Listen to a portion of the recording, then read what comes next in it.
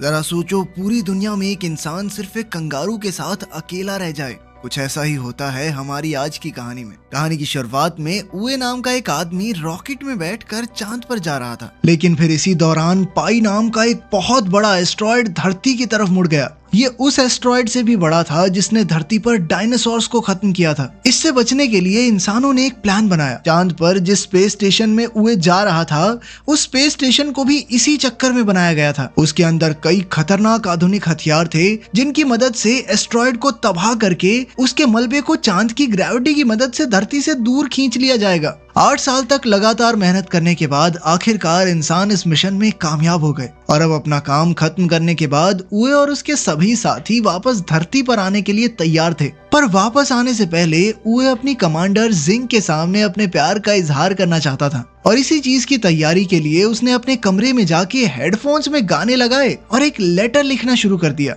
उसी वक्त जू नाम के एक एस्ट्रोनॉट ने घबराते हुए कमांडर जिंग को एक खबर दी। दरअसल ऐन वक्त पर उनके हथियारों में कुछ गड़बड़ी हो गई थी। अगले आधे घंटे में पाई एस्ट्रॉयड का सारा मलबा चांद पर गिरने वाला था। ये खबर मिलते ही कमांडर जिंग ने तुरंत ही स्पेस स्टेशन को खाली करने के ऑर्डर्स दे दिए, जिसके बाद सभी लोग पूरी रफ्तार से अपने अपने रॉकेट्स की तरफ भागने लग गए। लेकिन वहीं यूए अभी भी अपना लव लेटर लिखने में लगा हुआ था और कानों में लगे हेडफोन्स की वजह से उसे कोई वार्निंग अलार्म भी सुनाई नहीं दिया। पर कुछ ही मिनटों के बाद उसकी नजर पहले रॉकेट पर पड़ी, जिसे देखते ही वो पूरी रफ्तार से बेस स्टेशन की तरफ भागा। उस वक्त पर वहां 6 और रॉकेट्स मौजूद थे, जिन्हें देखकर उए को थोड़ी तसल्ली महसूस हुई। पर तभी अचानक से 5 रॉकेट्स एक साथ ही उड़ गए, जिसके बाद उए के पास सिर्फ एक आखिरी रॉकेट बचा था। उसने अपनी टीम के साथ संपर्क करने की कई नाकामयाब कोशिशें की, लेकिन फिर कोई दूसरा चारा न दिखने पर उसने अपने रोवर को पूरी रफ्तार से भगाना शुरू कर दिया। पर तभी उसके रास्ते में एक बहुत बड़ा गड्ढा आया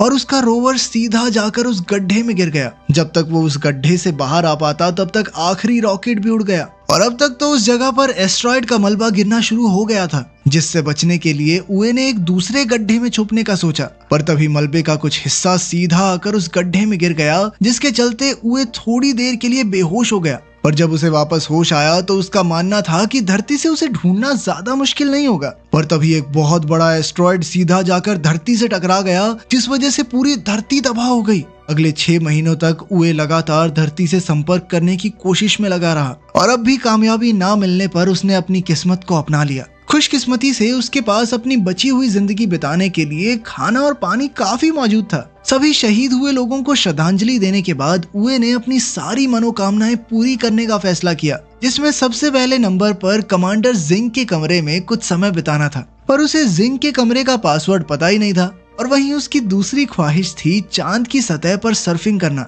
शुरुआत में तो वो बहुत बुरी तरह गिरता पड़ता रहा, पर कई दिनों तक लगातार कोशिश करने के बाद वो सर्फिंग करने में कामयाब हो गया। लेकिन अब भी उसे जिंग के कमरे का पासवर्ड नहीं मिला था और अब तो गुस्से में आकर उसने उस दरवाजे को ही उड़ा दिया, जिसके बाद उसने जिंग की एक तस्वीर के साथ डेट पर जाने का फैसला किया, जिस दौरान उससे गलती से जिंग के चेहरे के ऊपर केचप गिर गया और इसी मौके का फायदा उठाते हुए उसने जिंग की तस्वीर को किस कर लिया। पर वो इस बात से अनजान था कि उस वक्त स्पेस स्टेशन की पूरी टीम उसे अपने नए हेडक्वार्टर्स से देख रही थी और उसकी यह हरकत देखकर सभी लोगों ने अपना मुंह मोड़ लिया।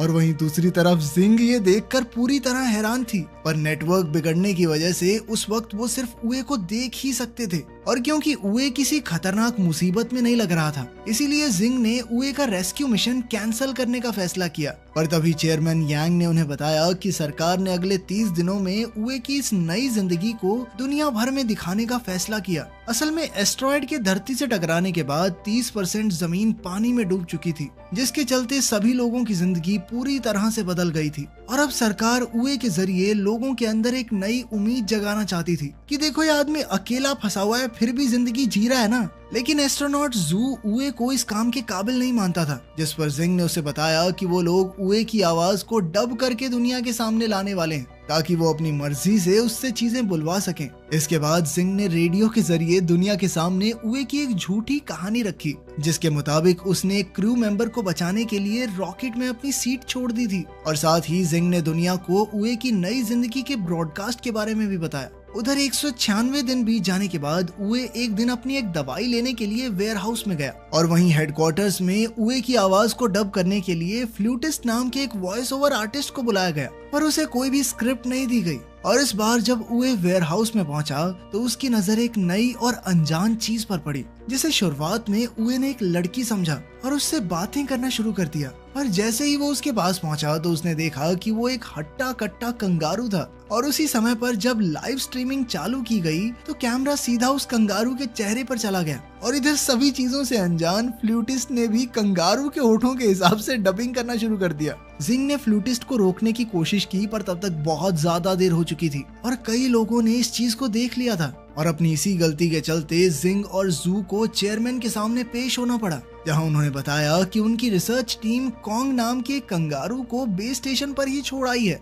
और वहीं दूसरी तरफ फ्लूटिस्ट कोई असली वॉइस ओवर आर्टिस्ट नहीं बल्कि सोशल मीडिया पर अलग अलग चीजों का वॉइस ओवर करने वाला एक इन्फ्लुएंसर था। और अपनी इस गलती के बाद जिंग ने फैसला किया कि वो लोग वीडियो की डबिंग करने के बजाय उसे एक कहानी की तरह सुनाएंगे। उधर स्पेसशिप में कॉन्ग को अपने पास बुलाने के लिए उए ने एक फीमेल कंगारू का रूप लिया। पर जैसे ही कॉन्ग को उसकी असलियत के बारे में पता चला तो उसने उए को पीटना शुरू कर दिया, जिसे देखकर फ्लूटिस्ट जोर जोर से हंसने लग गया। इसके बाद जिंग ने सारी गलती की जिम्मेदारी अपने सर ले ली। और तभी उसे एक और खबर मिली कि स्पेसशिप में कॉन्ग और उए के बीच एक फाइटिंग मैच होने वाला था। इसके बाद सभी लोग बड़े ही ध्यान से उस मैच को देखने में लग गए। पर तभी कॉन्ग ने अपनी ताकत दिखाते हुए उए को पेट मार के बेहोश कर दिया। उसकी इस हालत को देखकर जिंग ने उए से बात करने की कोशिश की और जब होश आने पर उसने कम्युनिकेशन चैनल पर लाइंस देखी तो वो खुशी से रोने लग गया। किसी को सुन ना पाने के बावजूद भी उसे इस बात की खुशी थी कि धरती पर लोग जिंदा हैं। आपस में समझौता करने के बाद उन दोनों ने अपने रोवर में बैठकर एक टूटे हुए अपोलो 18 के पास जाने का फैसला किया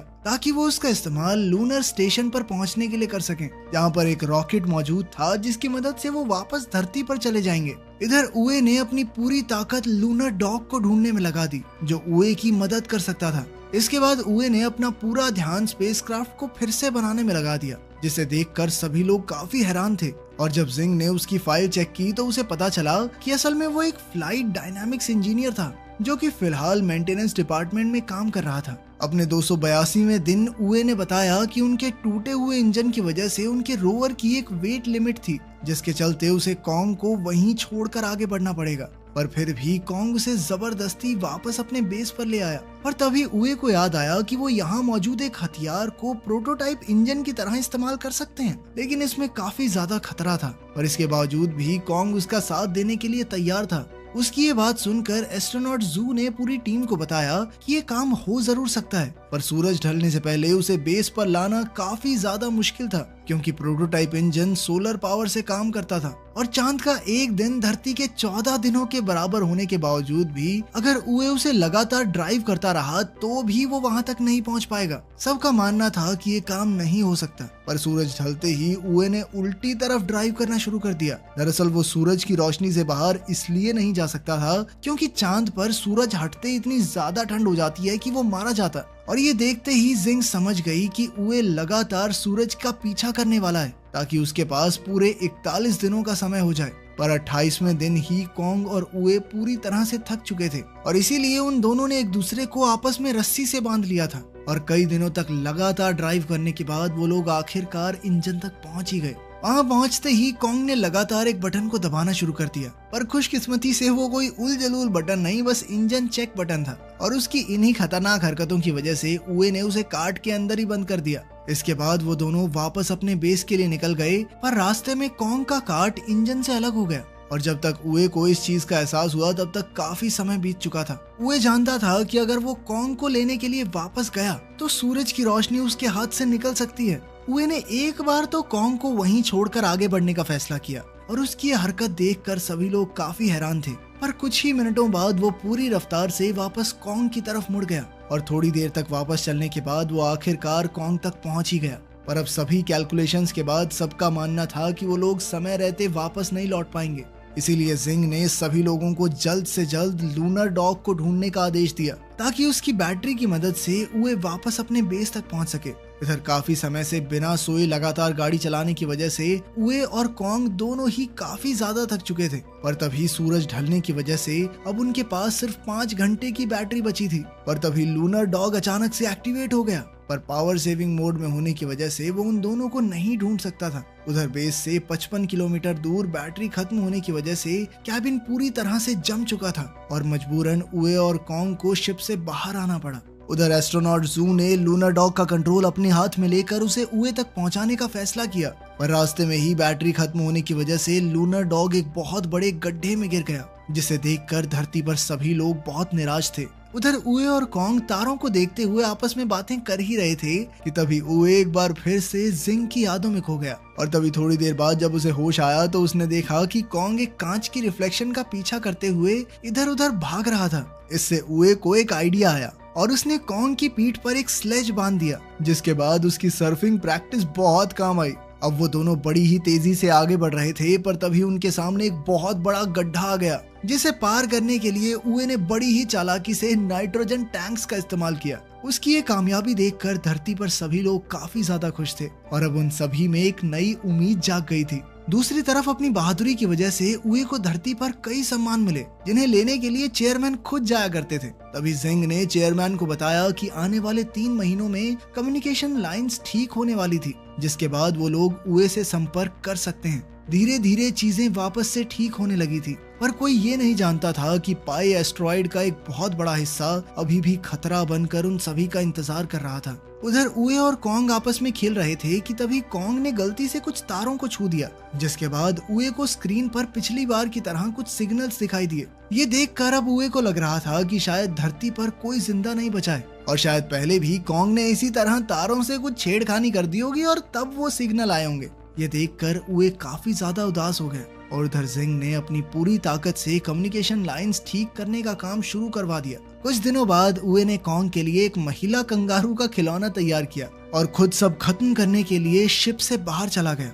अब उए बहुत हताश हो गया था, इसीलिए जिंग ने पूरी दुनिया को बताया कि असल में उए क्या महसूस कर रहा है और साथ ही उसने सभी लोगों से मदद मांगते हुए कहा कि अपने फोन की फ्लैश लाइट को चांद की तरफ मोड़ दें। उधर उए जहाज से दूर अपना हेलमेट खोलने ही वाला था कि तभी उसकी नजर धरती से आ रही रोशनी पर पड़ी और ये देखते ही वो अपने घुटनों के बल बैठकर रोने लग गया। थोड़ी देर बाद बेस पर वापस जाकर जब उए ने कम्युनिकेशन बटन ऑन किया तो वो आखिरकार अपने सभी साथियों को सुन पा रहा था, जिन्होंने उसे धरती पर चल रही उसकी लाइव स्ट्रीमिंग के बारे में बताया। पर इसके बावजूद उए कुछ बोल नहीं रहा था, इसीलिए सभी लोगों ने जिंग को उसके सामने खड़ा कर दिया, जिसके हेलो बोलते ही वो काफी खुश हो गया। अगले कुछ दिनों तक सभी इंजीनियर्स ने उए को उसका स्पेसक्राफ्ट सही करने में मदद की, लेकिन खुश तो सिर्फ वो जिंग को देखने के बाद ही होता था। और आखिरकार स्पेसक्राफ्ट तैयार होने के बाद एक रात उए को जिंग से अकेले बात करने का मौका मिल गया, जिस दौरान उसने उए को बताया कि उसने मेंटेनेंस डिपार्टमेंट सिर्फ और सिर्फ उसी की वजह से ज्वाइन किया था।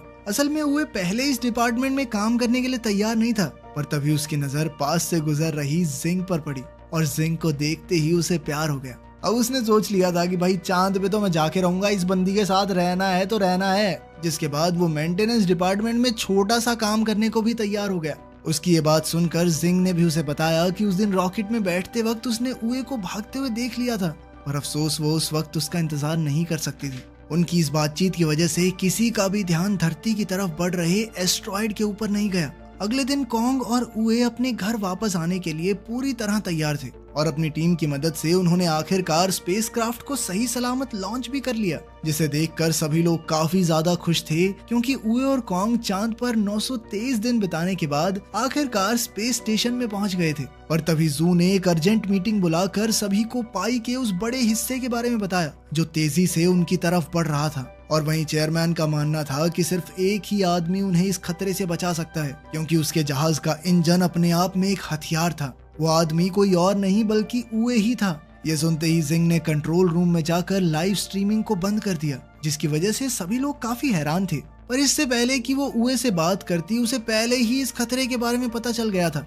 असल में उसने हेडफोन्स के जरिए उनकी सारी बातें सुन ली थी और अब वो जानता था कि मिसाइल्स में इंजन्स ना होने की वजह से उसे खुद उन मिसाइल्स को एस्ट्रॉइड से टकराना पड़ेगा और मिसाइल के एक्टिवेट होने से पहले उसे अपने स्पेसक्राफ्ट में वापस भी आना होगा। इस मिशन में उसके जिंदा बचने के चांसेस बहुत ज्यादा कम थे, और इसके बावजूद भी उए इस काम को करने के लिए तैयार हो गया, क्योंकि वो जानता था कि अब धरती को बचाने की जिम्मेदारी उसी के कंधों पर है। पर साथ ही उसने जिंग को कहा कि अगर वो मर गया तो अपने लिए किसी और को ढूंढ ले, क्योंकि वो उसे अकेले उदास जिंदगी बिताते हुए नहीं देखना चाहता। उए के हामी भरते ही धरती पर सभी लोगों को अंडरग्राउंड बंकर्स में जाने के आदेश दे दिए गए। इसके बाद उए ने सबसे पहले कॉन्ग को उसकी सीट से बांध दिया ताकि वो सही सलामत धरती पर पहुंच सके, लेकिन कॉन्ग अपने दोस्त के साथ ही रुकना चाहता था। दोनों के अलग होते ही उए का सामना कई सारे पत्थरों से हुआ और उन्हीं में से एक पत्थर से टकराने के बाद उसका स्पेसक्राफ्ट गोल गोल घूमने लग गया, जिसे रोकने के लिए उए ने अपने कंपार्टमेंट को क्राफ्ट से अलग कर दिया। जिसके बाद मिसाइल्स तो एकदम ठीक थी, पर अब उनका इंजन अलग हो चुका था। तभी जिंग ने उसे बताया कि पाई का वो हिस्सा उसके करीब से होकर गुजरने वाला था और वो किसी भी हाल में उए की बलि नहीं चढ़ाना चाहती। पर यह बात सुनते ही उए ने उसे बताया कि उसे अभी सिर्फ धरती को बचाने के बारे में सोचना चाहिए और साथ ही उए ने अपने जहाज को एस्ट्रॉयड की तरफ मोड़कर लाइव स्ट्रीम को शुरू करने को कहा। इसके बाद उसने मिसाइल्स को डिटैच करते हुए सबके साथ के लिए उनका धन्यवाद किया। साथ ही उसने सबको बताया कि वो हमेशा सोचता था कि या तो आगे वाले मरेंगे या फिर पीछे वाले, बीच में काम करना एकदम सेफ है, लेकिन आज वो धरती और उस एस्ट्रॉयड के बीच में खड़ा हुआ था। इसके बाद वो जिंग का पसंदीदा गाना गाते हुए पूरी रफ्तार से एस्ट्रॉयड की तरफ बढ़ने लग गया, जिसे देखकर जिंग के साथ साथ सभी लोग रो रहे थे। उसके एस्ट्रॉयड के पास पहुंचते ही जिंग ने मिसाइल्स का बटन दबाने की नाकामयाब कोशिश की और उस वक्त उसके दिमाग में सिर्फ उए के साथ बिताए हुए कुछ पल ही घूम रहे थे। पर तभी उए ने उसे उसकी जिम्मेदारी याद दिलाते हुए बटन को दबाने को कहा, जिसके कुछ ही सेकंड बाद एक बहुत बड़ा धमाका हुआ और वो एस्ट्रॉयड छोटे छोटे टुकड़ों में बिखर गया। वो छोटे छोटे टुकड़े धरती से टकराते हुए तारों की तरह लग रहे थे, जिन्हें लाखों लोगों के साथ साथ कॉन्ग भी देख सकता था। तभी भीड़ में मौजूद एक लड़के ने अपनी छोटी बहन को बताया कि आज वो लोग अपने घर सिर्फ मून मैन की वजह से जा पाएंगे। अगले 10 सालों में सभी की मेहनत की वजह से धरती वापस सही हो चुकी थी और तभी स्पेस प्रोग्राम की नई चेयरमैन लैसी ने सभी को बताया कि अब इंसान एक बार फिर से चांद पर जाने वाले हैं और उधर जिंग भी एक बार फिर चांद पर जाने के लिए तैयार थी, जहां पहुंचते ही उसे उए के चांद पर बिताए हुए पल दिखाई दे रहे थे, जिन्हें देखते हुए उसकी आंखों में खुशी के आंसू थे। इसके बाद अपनी एक साथी के साथ धरती को देखते हुए उसने बताया कि 10 साल पहले फटे एस्ट्रॉयड का मलबा आज धरती के चारों तरफ एक रिंग की तरह घूम रहा था, जो उन्हें हमेशा हमेशा मून मैन की याद दिलाता रहेगा। अगर आपको मौका मिले तो क्या कभी पृथ्वी से बाहर जाना चाहेंगे? कमेंट्स में जरूर बताना। मिलते हैं अगली वीडियो में।